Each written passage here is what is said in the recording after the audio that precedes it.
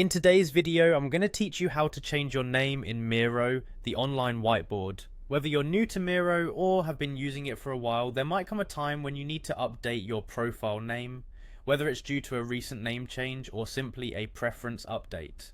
Let's walk through the process step by step to make this as easy as possible. First, you'll want to open up your internet browser and navigate to Miro's website. Simply type in miro.com into your address bar and hit enter. Once you're on the Miro homepage, you'll see an option in the top right corner to log in. Click on this login button to proceed to the next step.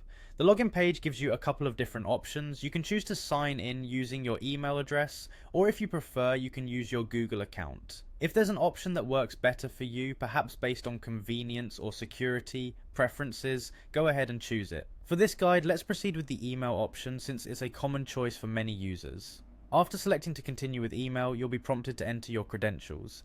Go ahead and type in your email account and follow the prompts to get logged in.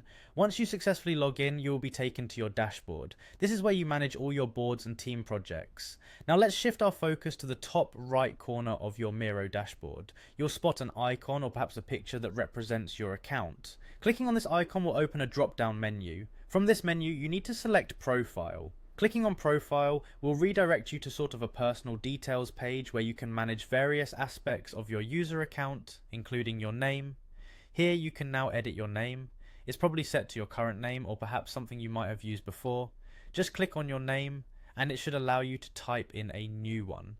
Update the details as necessary, ensuring everything is spelled correctly since this is how others in Miro will see you. One of the great things about Miro is its simplicity, and part of that includes automatically saving your changes. So once you've updated your name, you don't have to worry about losing it. Miro takes care of it for you, saving automatically. That means as soon as you finish editing your name and click away, your changes are locked in and good to go.